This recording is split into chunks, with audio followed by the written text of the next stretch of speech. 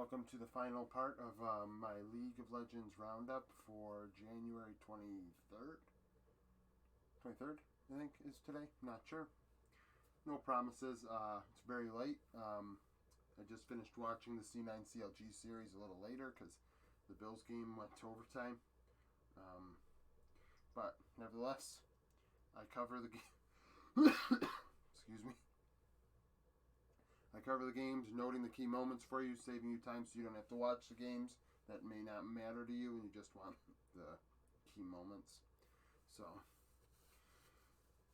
let's get started. Evil Geniuses and Golden Guardians, 2-0 series, 2 blowouts. The first game, Golden Guardians threw the first punch, went bot lane.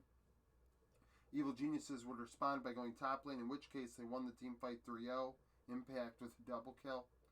The teams would then trade pick plays after that, leading to an Evil Geniuses Chemtech Drake. By 15 minutes, Evil Geniuses are up 4-2 and 1.5k gold. This lead would turn into X-Tech. Eventually, they get an Infernal Soul. EG would go all over the place after that, getting multiple pick plays all over the Rift, extending their gold lead 4k at 20 minutes. 26 minutes, they had a fight where they won 2-0 in bot lane. Only one of the 4 Drakes were even contested, where the team had to do something about it to take it and get a pick play. And that was the third one at 23 minutes. By 27 minutes, Evil Geniuses were up 11-2, 8.5k gold, and Inspired was 4-0-5. He was just carrying hard on Olaf. Evil Geniuses would then be up 3-1 in a team fight at 28 minutes, which led to the Infernal Soul. Led to the Baron, which was contested. They had to win a team fight for that 2-0. And then Danny ends up getting a pentakill to end the game on Senna. So final score 21-5. Game 2, very cut and dry as well. Impact with solo kill Tony Top and the Camille Gwen matchup at 3 minutes. At 4 minutes, Stixay would get a double kill for Golden Guardians in the bot jungle. However, after the reset, Evil Geniuses would take the Infernal, which eventually they take a soul once again in this series. There was a fight for the Rift Herald at 8 minutes that went even. Evil Geniuses would then take a mountain after that, which was contested. Golden Guardians would then go top lane, so at 15 minutes, the game's actually pretty close. Evil Geniuses has a slight gold lead, and the score is 5-5. At 17 minutes, Evil Geniuses go to Soul Point by winning a team fight 3-1. And at 21 minutes, they find a pick. Golden Guardians finds a pick play to try and get a kill, but that won't matter because Evil Geniuses keeps winning the team fights. At 22 minutes, for the Chemtech Soul Point for an opportunity for Evil Geniuses, they won the team fight 4-0. So I have to give Golden Guardians credit. At least in Game 2, they fought for the objectives to try and prevent a loss. Evil Geniuses would then just win a team fight for Baron 2-1, in which case Jojo Pune had a double kill. And they ended off of that Baron, Danny with the double kill. Danny's the MVP with a pentakill. You can't ignore it. Obvious MVP. He's the only one playing Senna, and Senna is buffed. I intend on doing a video about the players and teams that might benefit most from the upcoming 12.2 patch. Those that use Senna, Yasuo. I think maybe even Tristana got buffed. Players that have pulled it out before that may pull it out again in the next coming weeks. Add a little bit of pizzazz to some drafts. Game 2 was a little more interesting. 3-game series.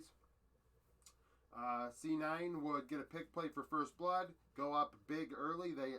They put Jenkins in a massive hole. For instance, at 14 minutes, Jenkins had 6 deaths. They had one. Cloud9 had went up there 4 separate times, and twice in the first 10 minutes. Actually, 3 times in the first 10 minutes. By 10 minutes, C9 were up 4-2. Blabber was 2-0-1 because he was so aggressive. At 14 minutes, Jenkins had 6 deaths. Like I said, CLG would turn the game a bit in their favor at that time, winning a team fight 3-1. Luger with a double kill, which turned into their second Drake. They took a mountain. 16 minutes, however, C9 would return the favor. A Fudge double kill in mid and a 3-1 team fight win. So at 20 minutes, it was now 12-5. Fudge was 5-0-2 on Corky, and they had a 5k gold lead. If you notice here, I have C9 takes Infernal back-to-back on here. For the next at least 6 minutes of action, there were no fights, and there were no fights even for these objectives, which CLG kind of allowed the game to get away at that point. C9 take a Baron at 28 minutes, Sven getting a double kill that was contested at least, and they ended off of that Baron. Final score was 18-6 in that game. It wasn't really close. The other two games were closer. Game 2, CLG would start the game off early. Luger and Poom doing well again. Luger was showed up at some point in every game, I think. Yeah, maybe not Game 3. He showed up in Game 1 and Game 2, though. So, CLG gets a 2v2 kill. Then they get a pick play. C9 respond by getting a 2v2 kill and a pick play. So, the teams keep trading kills back and forth. C9 take a mountain. C9 take a mountain at 11 minutes.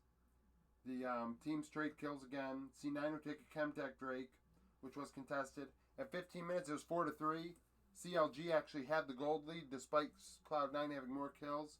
Fudge was 2-0-1 again, being a menace in the mid lane. He was playing Orianna in this game. The game would finally go into CLG's favor and really never get relinquished at 19 minutes when they won 3-1 in the jungle. A double kill for Jenkins with a double kill on Gwen. C9 would go to Infernal Soul Point, 23 minutes, it was 6-6. CLG's gold lead was growing.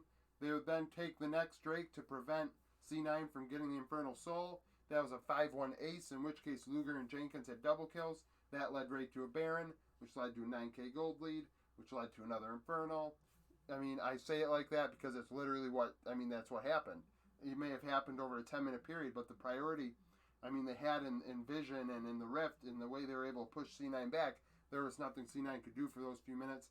C9 would make a stand at 31 minutes to force a reset. However, CLG would win a team fight 2-1 to take a second Baron at 34 minutes. At 36 minutes, they ended Luger with a double kill. 19-11, the final score in that game.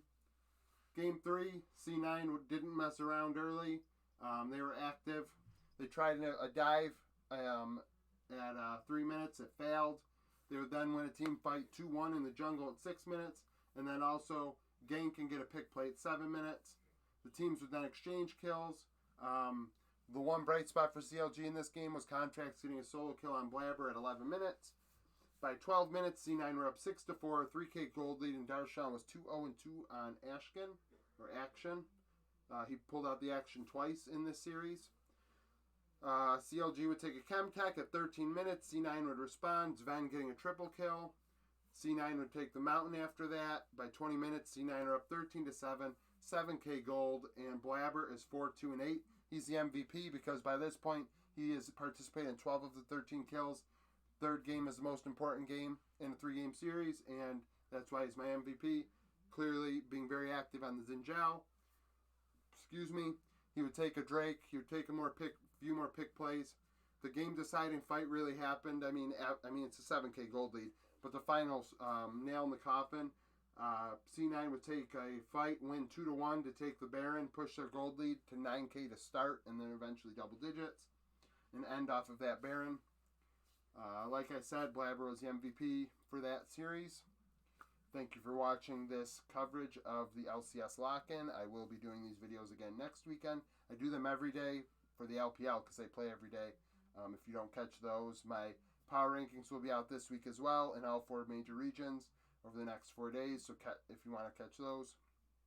So, subscribe if you like the content, so you can watch it more in the future, and constructive criticism is good criticism.